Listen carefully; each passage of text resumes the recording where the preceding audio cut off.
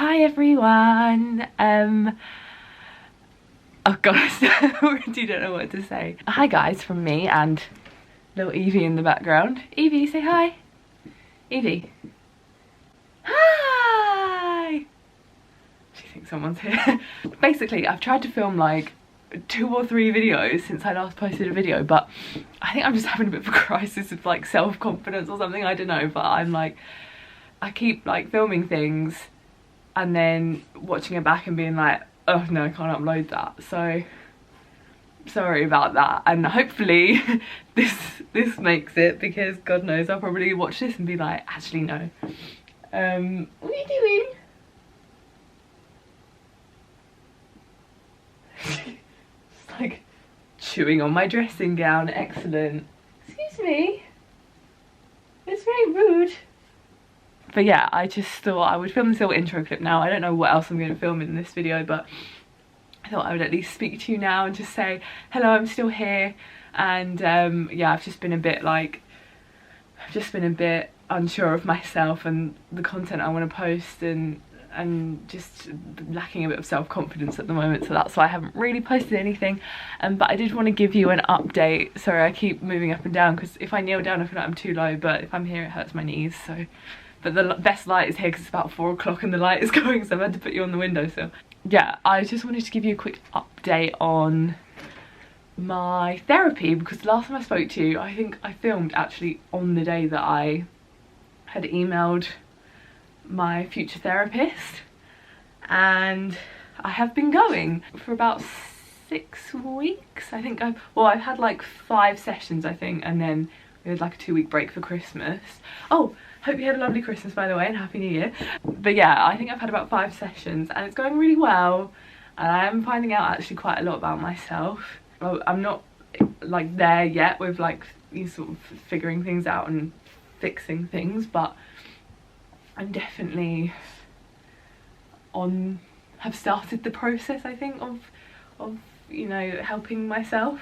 I don't know what I expected, because I don't know if I said, but I have had therapy before, but just after my dad passed away when I was 15. It's basically has been like a 10-year gap actually between them, so, and obviously now it's very different. So I didn't really know what to expect, but it's really good. My therapist is really lovely and I feel really comfortable sharing things with her, which is obviously really what you need from a therapist. But I think what I have realised is the amount of work you actually have to do yourself. Like, not that I was expecting to go there and tell her my problems and she'd fix them or anything, but it's made me realise I actually have to put in the work myself if I want to change things and make things better and grow as a person. You can't just sit there, say your problems, and then something's going to magically happen that fixes them. Like, you actually have to put in the work. So yeah, that's something I'm starting to try to do, but yeah, it's going well, and hopefully I make some good progress. She's falling asleep now. Me and Evie have been for a walk.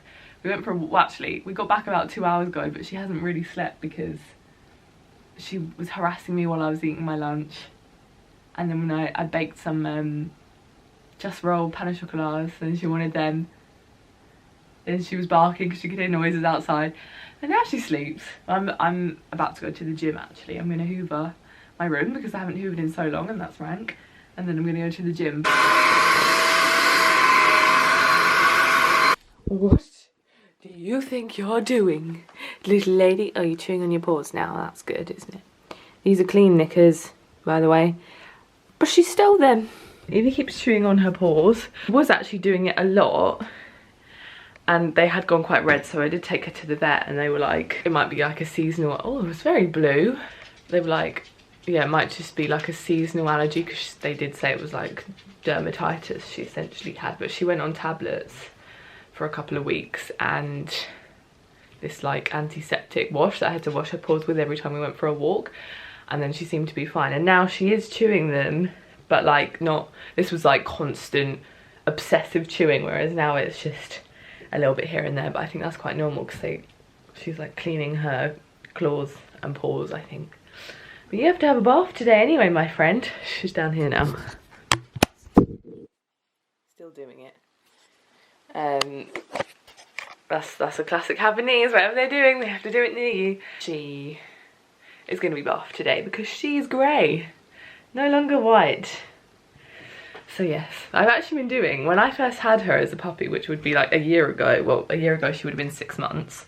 She's now 18 months, as you would work out if, you know, maths, but that's mad to me, like 18 months. She's a year and a half. Is this too low? I just have to sit back. Pardon the PJ bottoms. A year and a half. And I'm really wondering, like, because she'll turn 2 in June, I'm wondering if she's going to change at all, because a lot of people say a dog is a puppy until they're about 2.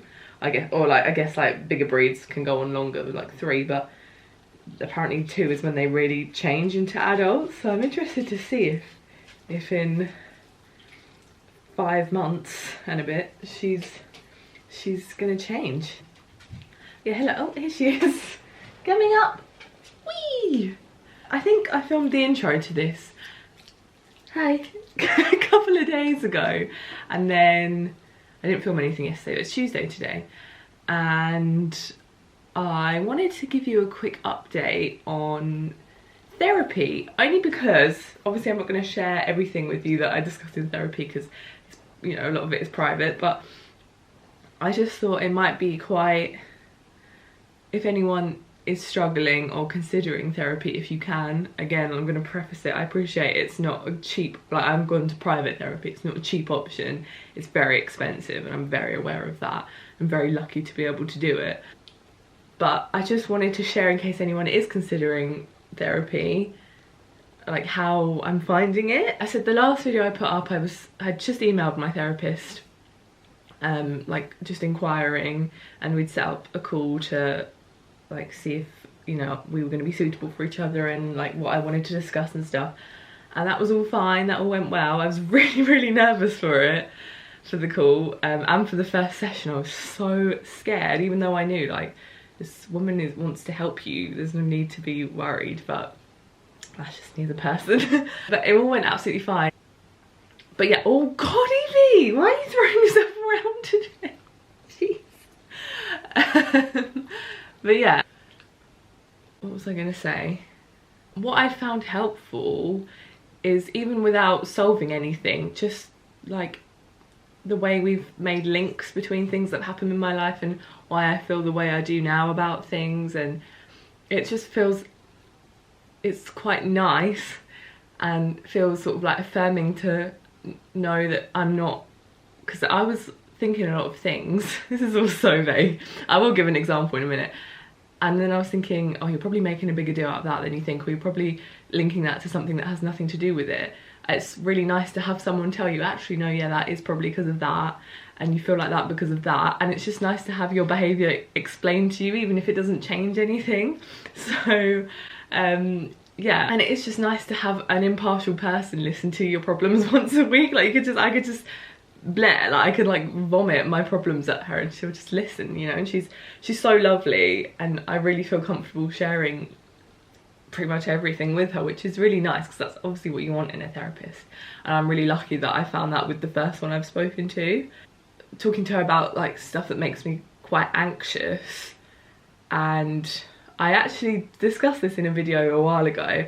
I was saying about time moving on makes me really anxious, like I'm not good with like time passing, which is like, I thought that was the weirdest thing, and I did feel a bit funny telling her, because I thought she was going to be like, what the hell are you on about, like, yes, time moves on, you can't change that, what are you getting upset about? But yeah, that's what I was just saying, like I really struggle with time passing and acknowledging that it's passing. And I said that, so I went up north to my boyfriend's family for New Year, and the night before I was going, I had this just overwhelming panic, like sense of doom, panic, and I was walking her around that night and just crying, walking around in a panic, because I just felt like I couldn't go. What was going to happen? Like, I was leaving Evie with my mum. They're going to be okay for the next 3 days. That's 3 days less I'm going to be spending with Evie and my mum. Is everything going to be all right? Do I need to worry? Hello, should I not go? Which is really weird, because I used to have this problem when I would go back to uni about 5 years ago. I went through a real anxious period. Like, compared to what I feel now, it was like this times 10,000. Like, I was constantly just on the verge of what felt like a panic attack all the time. And I used to really panic about going back to uni, and like days passing and me not being at home and missing out on time with like people I loved.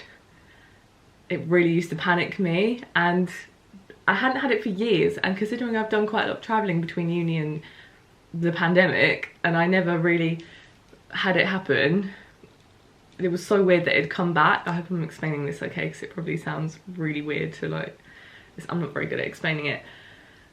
And I was just like, what the hell is, like, why do I have this panic? What is the, like, why? It's such a weird panic time. And I was literally, this was 2 weeks ago now, I was going away for 3 nights and I was still in England. Like, I was just going up a few hours up north. So I was like, what the hell am I worried about? And I said this to my therapist last week, and she was like, have you ever thought that this might be connected to the loss of your dad? And at first I was like, no. Sometimes I worry about leaving my mum if I am going away, because she's here by herself, and I feel a bit guilty almost that I'm leaving her by herself. So that's obviously connected to the loss of my dad, because that's why she's by herself. But like, I didn't connect it in a way that my therapist connected it, because she said it sounds like, and we've discussed how like my dad's death was like a worst case. Obviously, if you have a really good relationship with your parents, their deaths tend to be like one of the worst case scenarios you'll experience. And we were saying that when my dad was ill, obviously the worst case scenario for me was for him to pass away, and it happened. And so ever since then, I've kind of carried this anxiety with me of worst case scenarios are going to happen. So I'm always slightly on edge. And it's true, I can never fully, God, I'm getting like hectic talking about it now. I can never like fully relax, I've noticed. If I'm in a really, really nice situation, it's a really happy situation, I can feel happy, but there's always a little bit of me that's waiting for something bad to happen, or can't fully enjoy the moment because there's just this anxiety in the back of my mind that something is going to go wrong at some point, whether it's in that moment or down the line. And I did theorise before that might be to do with like losing dad, but I thought, nah, you're probably making a big like thing out of nothing, like it's probably not. But she has said that without me ever saying that I thought it was connected, so I think it is connected. And the travel anxiety thing, we think is because I'll count the days and be like, that's 3 days less I'll see the dog for, that's 3 days left I'll see my mum for, 3 days less of whoever I'm worried about. And she was like, well, that's probably because you're so aware of loss and you're aware of how like precious time spent with people is. So when you leave, you're aware of the fact that you are missing out on time with people, animals you love, because you're so aware of loss. And I was like, oh my God, it makes sense. Like, it makes sense why I panic so much about it. And it's so weird as well, because when I lost my dad, I always say I had quite a healthy grieving process. Like, obviously it was awful, the worst time of my life, but I always think I grieved quite well. Like, you know, I took my time, I didn't force myself to do things I didn't want to do. I didn't hide away in the house, so I still went out with my friends, I still went to school. I just found that I dealt with it as healthily as I could, and I didn't really think I had any lasting repercussions from it, aside from missing him loads and just it being very sad. And obviously there are some other repercussions in my life like that came from it, like financial ones and whatever, but I didn't think it had left too much of a mark on me in a bad way. But only having realised over the last few years, realised things myself and going to therapy, I've now realised, oh, it has actually caused, you know, some of my anxieties, and the way I sort of process things now and the way I view life has actually been affected by dad's death. And it makes sense, like losing a parent at any age is hard, but you lose a parent at 14 years old who you were extremely close to. Like, it's gonna affect you more than just seeing a cyclist. It's gonna affect you more than just feeling a bit sad, you know? Hopefully, well, obviously the hopeful outcome is it doesn't, but it is likely to. So yeah, it's weird. It's not a nice thing to like have to deal with, but it's almost comforting that we've worked out why I get so anxious about stuff like that. It's basically all to do with loss, and it does seem a lot of my anxieties tie into that. The problem is now, how do I like not get over, but how do I move past this fear? Because I genuinely have it all the time. Like, it's not like it peaks, it's like constant, and it will even, I discuss Evie in therapy. Like I said, I'm getting emotional now. I said to my therapist, like, I even panic about losing my dog, and she's 1.5 and she's healthy, aside from her little eye injury. She's healthy. So, but I said to her, like, I'm so aware that her life is so much shorter than mine and a human's life. I'm so aware that she's not going to be, providing I outlive her, because who knows what would happen to me, but providing I live longer than Evie, I'm so aware that her life is going to be so short. I'm really sorry to be saying this in front of you, Eve. But so I was saying, like, I'll be having so much, sorry, I don't want to get upset. I have a meeting in 5 minutes, so I really need to not cry. I'll be like sat like this with her, talking to her like a weirdo, like I do, or be playing, or she'll be making me laugh. I'll suddenly have this realization that she's not going to be here forever, and this moment is just a moment in time, and it makes you like really grateful for the like time you spend with people and beings that are close to your heart, but it also like ruins things. I can't ever fully enjoy the moment because I'm so aware of loss, because it's happened, and I guess it happened to me quite young. And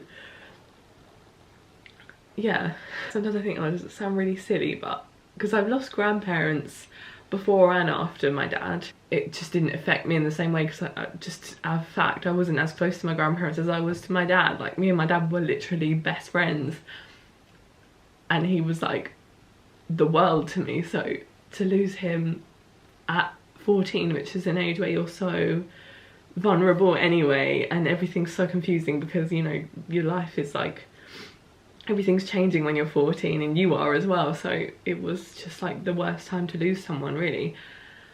So yeah, anyway, I'm gonna like leave that there. Big old discussion about it, but obviously it's sad, and I'm sad that I have these lasting impacts from his loss, but it's comforting to have worked out why I have this anxiety, if that makes sense.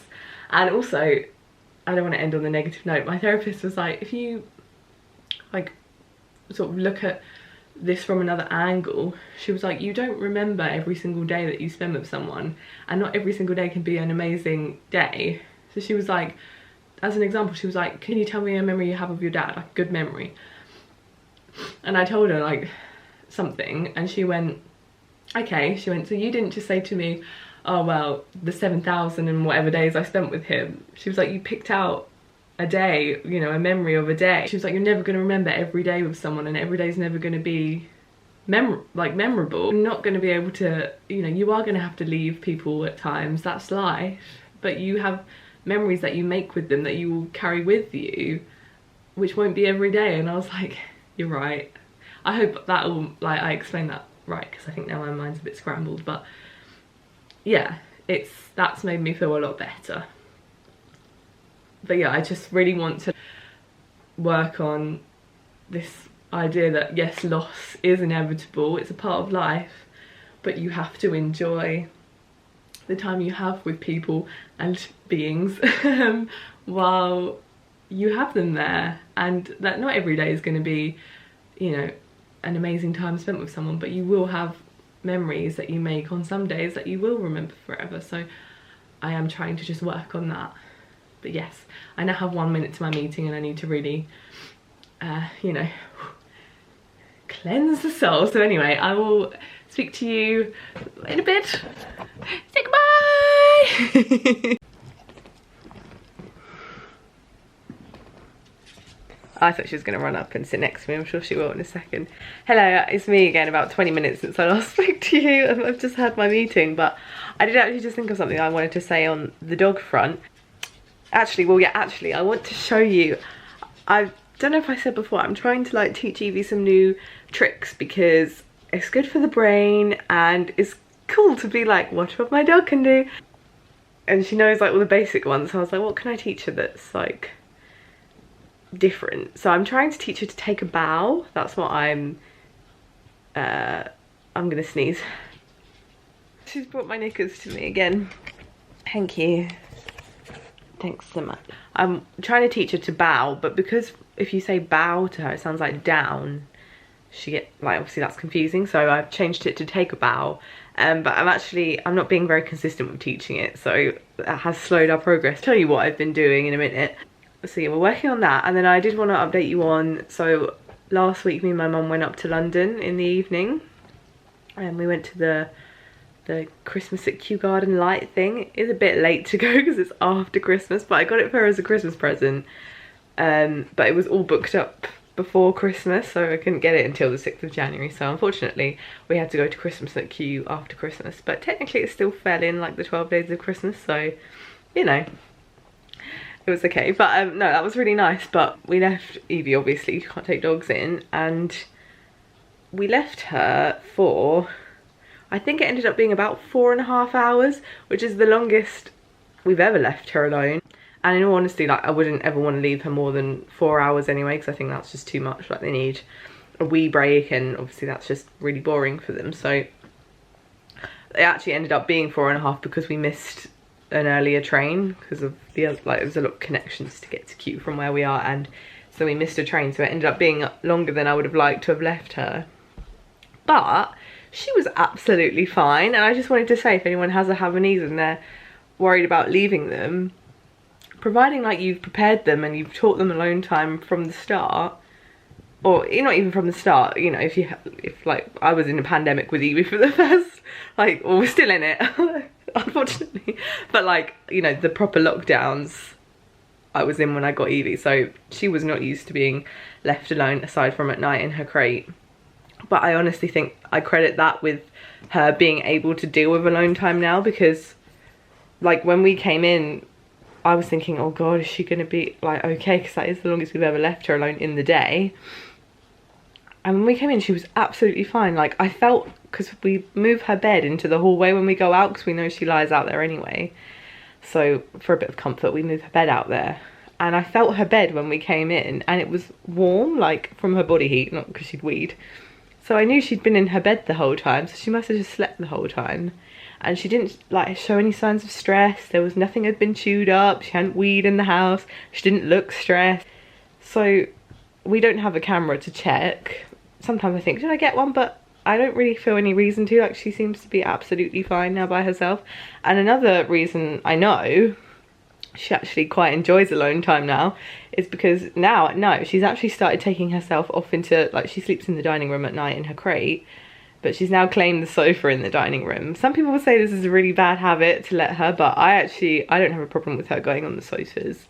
And my mum has covered them just to stop them getting dirty from her. She now sleeps on the sofa in the dining room in the day instead of in her bed. So while I'm working, she'll sleep on the sofa, which that doesn't bother me at all. Like, I understand if you don't want your dogs on your sofas, but I don't mind. So it's not even my sofa, it's her mum's. But yeah, so she now at night, before like I actually take her out for her last wee and put her in her crate, at about 8 o'clock now, she'll just wander into the dining room and go and lie on the sofa, and then I'll find her in there like hours later just lying, sleeping on the sofa. It might sound a bit weird if you don't have a Havanese or like a Velcro type dog, but she's like, considering the breed she is and how clingy she is on the whole, I think it's great that she takes herself off by herself, and I can leave her now, I know, for an extended length of time and she's okay. Like, obviously when I leave her, I always make sure I've walked her, she's done a wee before we go. Like, she's eaten, like, so she's like in like the perfect mode to sleep, I would never just go out and leave her for 4 hours without like prepping. And I wouldn't plan to leave her for 4 hours mostly. It's just, that's just how it happened the other night. I just wanted to say that if you, because when I got her as a puppy, if you've watched my Puppy Blues video, you'll know, like, I was like, oh my god, I'm never gonna be able to leave the house again. So the fact that I can go up to London and back and leave her and she's absolutely fine just shows that with enough training and associating being left alone as like a positive thing, as in as long as they're tied, you know, you've tied them out a bit and they're all content with all their needs, then being left alone is only really like a comfortable experience for them. Whereas obviously if you leave them and they haven't been out for a walk and they're bored and they haven't been prepped by spending some time alone in the day or the night anyway, and you haven't fed them, which I'm sure you would, but, or you know, stuff like that, then they're not going to enjoy their alone time because there's always going to be something wrong. So yeah, I just wanted to say in my long rambly way that it is possible to teach a Havanese how to be alone and be content and actually enjoy their alone time. Isn't that right, young Eves? As you chew on my knickers. You want to come here? Okay. Can you see her? Yeah, we'll just need to stand back here. So what I YouTubed how to wait. I YouTubed how to teach take a bow. And what I've learned how to do, because it's so hard to catch them like naturally doing the stretch where their bum's in the air, is you sort of move them into the position. So we've like worked on this a bit. Get them to come here, and then you almost push their snout back, take a bow, and they bow. That's where we're at. We're not, if I said take a bow. Good girl! Sorry, I didn't know she could do that. Take a bow. Oh, she did it. That's a down. See, it's confusing. Sorry, I'm in shock. She's never done that when I've said it. I've had to do the movement. Okay, come here. Take a bow. No, that's a down. Oh, I knew it was too good to be true. Come here, take a bow. Yes. As you can see then, it does work. That was a one-off. I think it will take a while to actually be able to do that. Take a bow. No, it's a down. You did it once. I take that though. We've got it on camera. We have camera evidence. Oh, bless you. I can't believe you just did it with just words. Can you try again? Take a bow. Oh no, it's gone to down now. Ready? Take a bow. Yes. See if you'll do it again with words. Take a bow. Yes, good girl! You're very clever! I'm so impressed. Take a bow. Oh no, it's like one on, one off. Right, come here. Take a bow. Yeah, good girl! I've just got crumbs now. Anyway, you get the gist. But that's like, I think I started trying to teach her that about 2 months ago, but I haven't been teaching her like every day. If you did do it religiously, I think you'd learn it really quick, but I'm honestly shocked that she can do it with just words, or she started to do it with just words. Very impressive. Is she not just the cutest? I just love her. If you have a dog, they're just the best, aren't they? You are the best. Even with, have I showed you her David Bowie eyes? I probably have, but I feel like I go on about it every video. But can you see how her eye changed colour? This one. She's got, oh, that's it. Show them in the light. See? That one's gone green. And that one is still blue. The other one is green, bless her. She's fine, so she's just got 2 different coloured eyes now. She's like David Bowie in a dog. And actually, I am from Bromley and David Bowie was born in Bromley, so maybe she's him reincarnated.